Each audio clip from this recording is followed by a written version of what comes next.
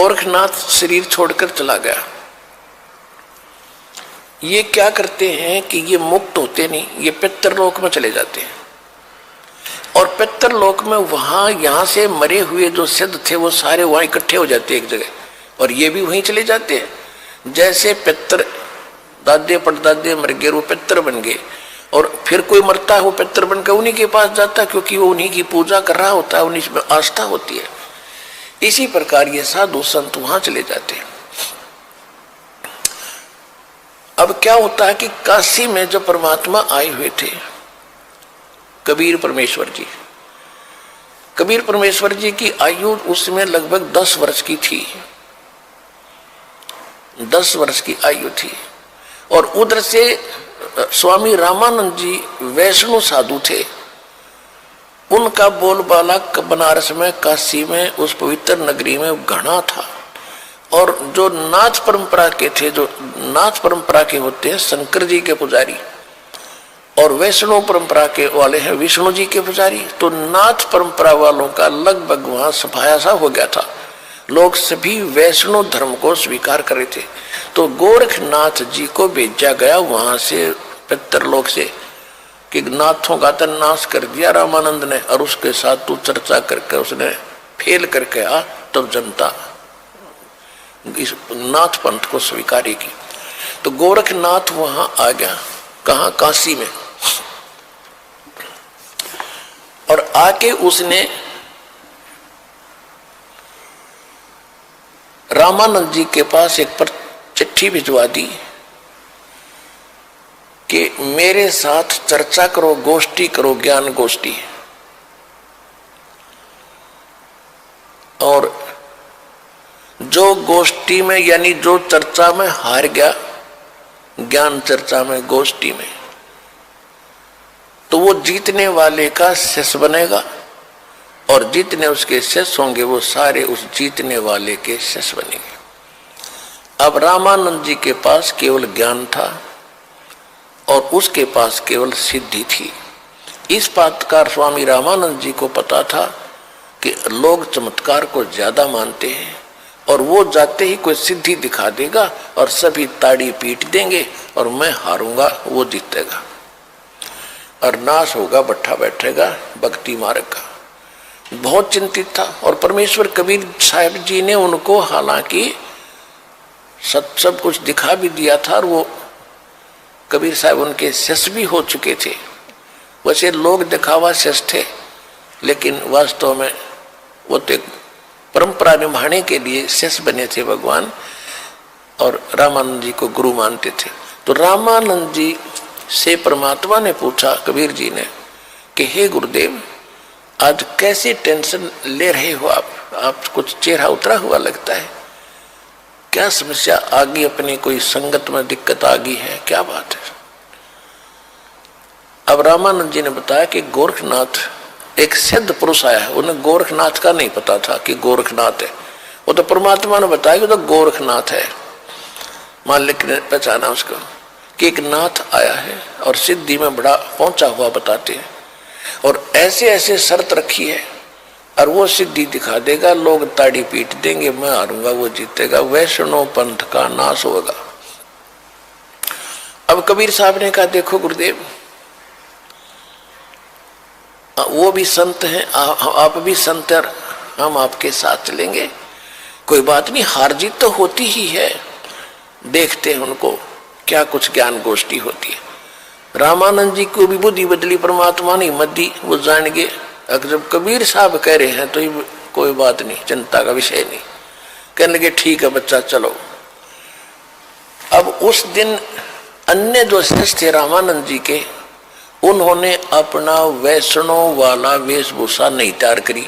वो क्या करते हैं, एक गले के अंदर एक तुलसी की एक मणिये की कंठी बोलना है, उसने एक कमन का होता उसमें तुलसी का मोटा सा, उसको कहते हैं वैष्णव परंपरा से दीक्षित की पहचान होती है।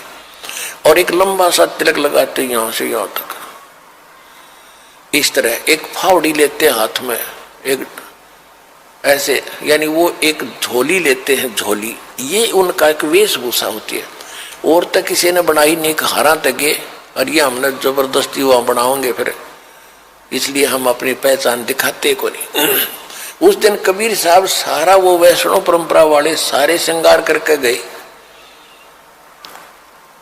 और गोरखनाथ जी को भिजवा दिया गया, ठीक है भाई, आपकी गोष्ठी का निमंत्रण हम स्वीकार करते हैं। उस स्थान पर पहुंच गए जहां वो स्थान निहित कर रखा था। रामानंद जी का आसन अलग लगा रखा था, गोरखनाथ जी का आसन अलग लगा कर रखा था। गोरखनाथ जी साथ में एक अपना त्रिशूल रखते थे, 10 फुट 8-9 फुट लंबा, और ऊपर 3 उसके ऐसे सिरे से होते थे। त्रिशूल ऐसा होता था, लोहे का डंडा सा होता था, और वो नीचे से भाला टाइप होता था, उसको जमीन में गाड़ के वहां खड़ा कर रखा था, और स्वयं आसन पर अलग से बैठे थे। उधर से रामानंद जी का आसन ऊंचा था।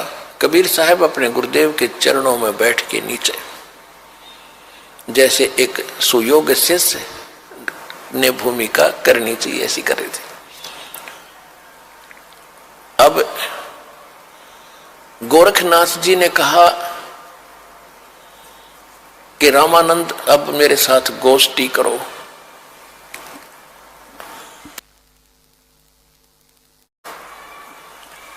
अब थोड़ी सी वाणी सुनाते हैं आपको, फिर उसके बाद कथा सुनाएंगे।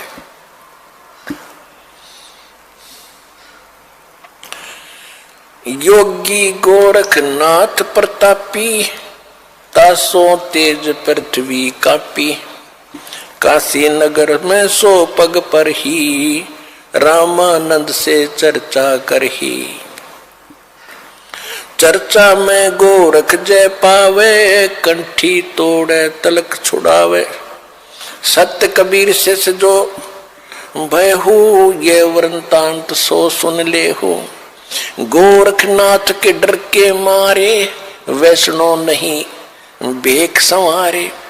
तब कबीर आज्ञा अनुसारा, वैष्णो सकल स्वरूप संवारा। अब गोरखनाथ जी के पास रामानंद को खबर पठाई, चर्चा करो मेरे संग आई। रामानंद की पौड़ी पहली पौड़ी, सत कबीर बैठे तिस ठौरी। कहे कबीर सुन गोरखनाथा, चर्चा करो हमारे साथा। प्रथम चर्चा करो संग मेरे, पीछे मेरे गुरु को टेरे। बालक रूप कबीर निहारी, तब ये वचन उचारी। यानी कबीर परमात्मा को बालक रूप में देखकर गोरखनाथ जी क्या बोले। कब के बहे बैरागी कबीर जी, कब के बहे बैरागी, कि तुम कब से बैरागी बन गया, वैष्णो कब से बन गया, तू काल का बालक। परमात्मा क्या बोले, नाथ जी तब से बहे बैरागी, मेरी आद अंत सुध लागी। क्या बताते कि मैं कब से बैरागी हूं। धूं कार आद का मेला, नहीं गुरु कोई ना था चेला।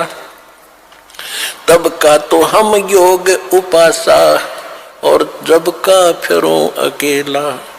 धरती नहीं जद का टीका दीना, धरती नहीं जद की टोपी दीना। तेरा ब्रह्मा नहीं था जद का टीका, और शिव शंकर से योगी ना थे, मेरा तब का जोड़ी सिक्का। द्वापर की हम करी फावड़ी, त्रेता का हम दंडा। सतयुग मेरी फिर दुहाई, और कलयुग फिरो नौखंडा। गुरु के बचन साध की संगत, अजर अमर घर पावे। कहे कबीर सुनो हो गोरखे, हम सबको तत्व लखावे।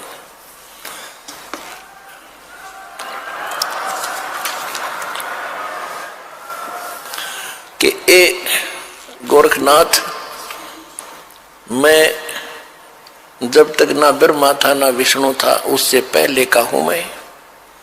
इस बात को सुनकर गोरखनाथ जी को ने क्या पूछा, अरे क्यों बात बना रहा है तू भक्त, तेरी उम्र क्या है?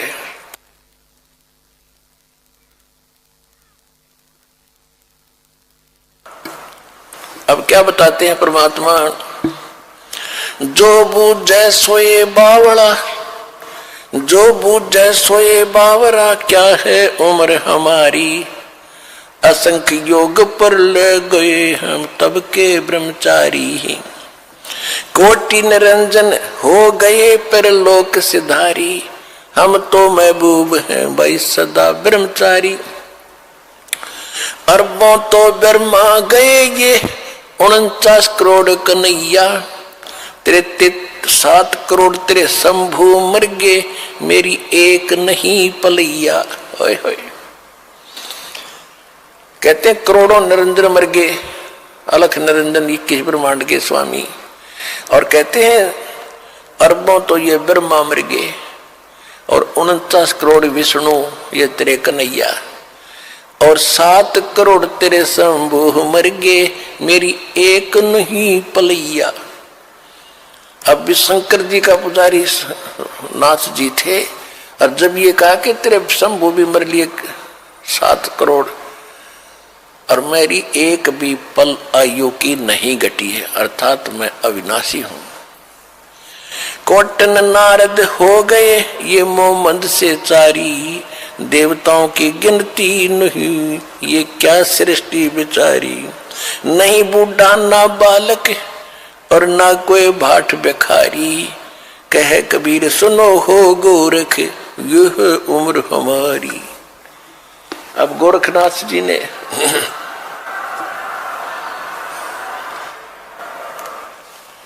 अब गोरखनाथ जी ने सोचा भाई ये तो घनी घनी बात बना हुआ है ये बच्चा, और सुनने वाले खुश हो रहे थे। एक छोटे से बालक ने कितना गजब का उत्तर दे दिया। अब ताड़ी पीटने वाले थे इतने में गोरखनाथ ने क्या किया, जो उसने त्रिशूल गाड़ रखा था, त्रिशूल आसन से उठा, सिद्धि से नो का नो आसन पदम लगाए लगे ऐसा उठा और उस त्रिशूल के ऊपर जा बैठा। ये देखिएगा। और परमात्मा ने क्या किया, परमात्मा ने कहा कि गोरखनाथ अब मैदान छोड़कर भागा मत, आपकी और हमारी ज्ञान गोष्ठी की बात हुई थी, ये ड्रामेबाजी दिखाने की नहीं, ये जादूगरी दिखाने की बात नहीं हुई थी, ज्ञान की बात हुई थी। और ज्ञान कर बैठ ढंग से आकर यहाँ आसन पे, ये ड्रामा क्या दिखा रहा है। लोगों ने ताली पीट दी क्योंकि वो बैठ गए ऊपर जाके। तो गोरखनाथ ने कहा कि अगर तुम्हारे अंदर कोई ताकत है भगवान की, मेरे बराबर आकर बैठ, तब मैं गोष्ठी करूंगा तेरे से। जमीन से 8-9 फुट ऊपर त्रिशूल के ऊपर जज कर बैठा सिद्धि थे। परमात्मा को तो पता था ये बालक कितनी क्या हरकत करेगा।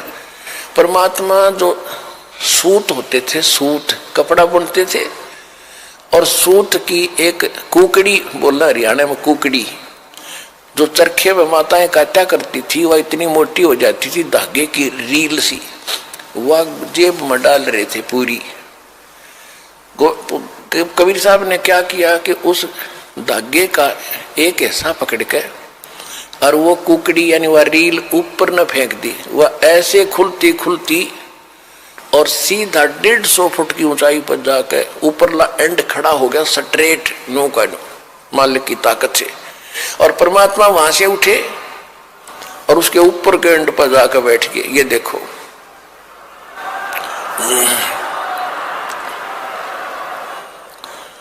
अब वो नाथ जी बोना सा दिखे, 150 फुट का 9 फुट ऊंचाई।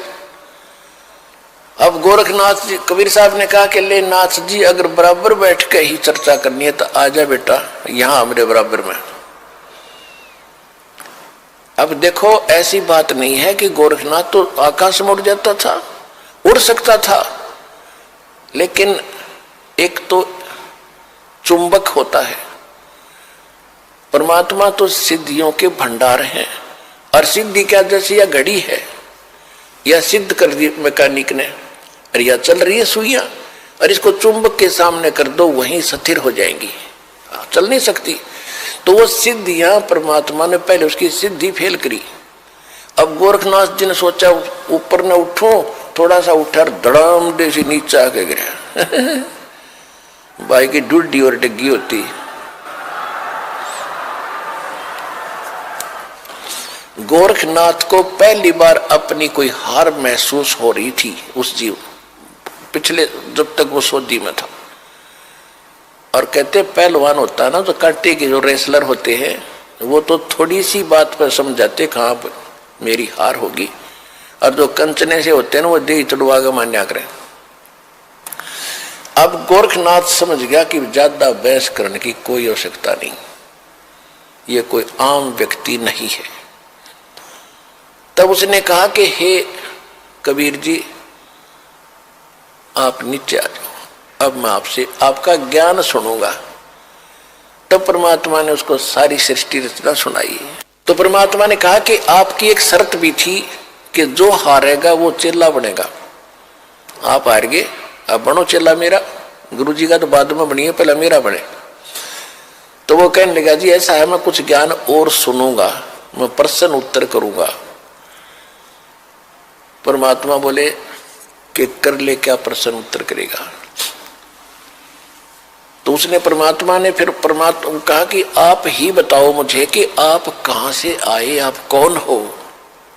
ले मैं बताता हूं कौन हो। परमात्मा बोले सुन ले। अवगत से चल आया, मेरा कोई भेद मर्म ना पाया। अवधू अवगत से चल आया, अवधू अवधूत, हे गोरखनाथ मैं अवगत से चला आया, जिसके बारे में कोई नहीं जानता। तेरा ब्रह्मा जानता, ना तेरा शंकर जानता, ना विष्णु जानते। अवधू अवगत से चल आया, मेरा कोई भेद मर्म ना पाया। मात पिता मेरे ना मेरा जन्म न गर्भ बसेरा, बालक बन दिखलाया, काशी नगर जल कमल पडेरा, तहाँ जुलाही न पाया। मात पिता मेरे कछु नाही, ना मेरे घर दासी, जुल्ला का सुत आण कहाया, जगत करो मेरी हंसी। मात पिता मेरे कछु नाही, ना मेरे घर दासी, ये जुल्ला का सुत आण कहाया, जगत करे मेरी हंसी। पांच तत्वों का धड़ना मेरे, ये पांच तत्वों का धड़ना मेरा, जानो ज्ञान अपारा, सत स्वरूपी नाम साहेब का, ओहे नाम हमारा। अदर दीप सतलोक में, अदर दीप भवन गगन गुफा में, तान निज वस्तु सारा, तेरा ज्योत स्वरूपी अलख निरंजन, वो डरता ध्यान हमारा।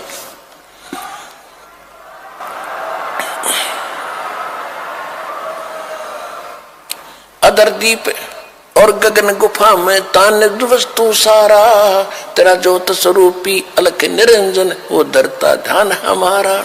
हाड चाम लहू ना मेरे, हाड चाम लहू ना मेरे, कोई जाने सतनाम उपासी, तारण तरण अवय पद दाता, मैं हूं कबीर अविनाशी। हाड चाम लहू ना मेरे, कोई जाने सतनाम उपासी, तारण तरण अवय पद दाता, मैं हूं कबीर अविनाशी।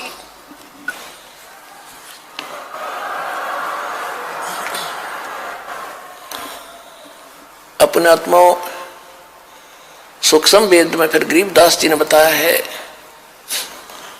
कि गोरखनाथ सिद्धि में भूला, यथार्थ मार्ग को छोड़कर सिद्धि में भूल गया मार्ग को।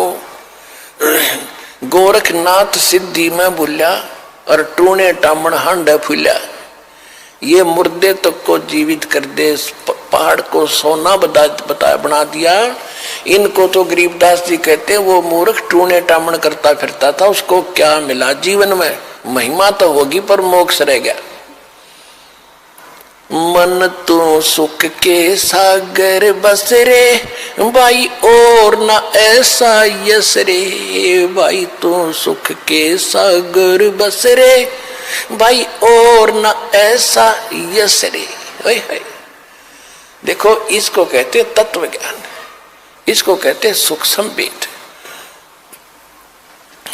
अब हम एक ही बात को सुनकर उसकी महिमा गाते रहते थे, उसी के गुण गाते रहते थे, हमें पता नहीं था इतनी जबरदस्त सिद्धियां दिखाने वाला व्यक्ति और कति जीरो था, -0 था अध्यात्म मार्ग में।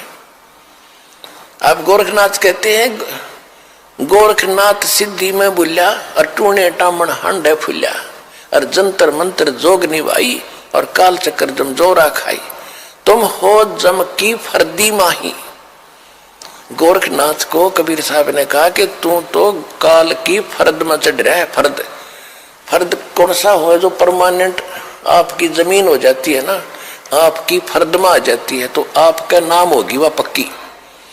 तो परमात्मा ने कहा कि तू तो काल की फर्द में चढ़ रहा है काल का फिर गधा बनेगा अगले जन्म में। ये तो सिद्ध पाक क्या महिमा होगी तेरी। सिद्ध नहीं ये गधे हैं जो जाने नहीं सतनामा, कहते जिनके पास सतनाम नहीं वो आज भी गधे हैं, वो सिद्ध नहीं है। हम उसको सिद्ध पुरुष कहते थे। तो गोरखनाथ जी ने जब ये ज्ञान सुना उसने सोचा भी इसको फालतू छेड़ने की जरूरत नहीं है, ज्ञान में यू तुझे कतई नहीं जानते। सिद्धि में भी उसके जचगी, फिर उसका फिर भ्रम रह गया थोड़ा सा। कहने लगा जी एक बार गंगा के किनारे चलो। अब चल भाई क्या रहेगा, एक और मैं कुछ लीला करता हूं, आप मुझे उसमें पराजित कर देना, मैं आपका शिष्य बन जाऊंगा। परमात्मा बोले चल। गोरखनाथ जी गंगा के अंदर छलांग लगा गए और एक मछली का रूप धारण कर लिया और घनी मछली वहां पर। तो उसने कहा था कि मैं इसमें छलांग लगाऊंगा और मुझे आप खोज देना दरिया से, फिर मैं आपको गुरु बना लूंगा। अब गोरखनाथ जी ने छलांग लगाई, मछली रूप बना लिया। परमात्मा ने छलांग लगाई, वह मछली पकड़ कर टीटवी बाहर लिया और बाहर काट कर गोरखनाथ बना दिया।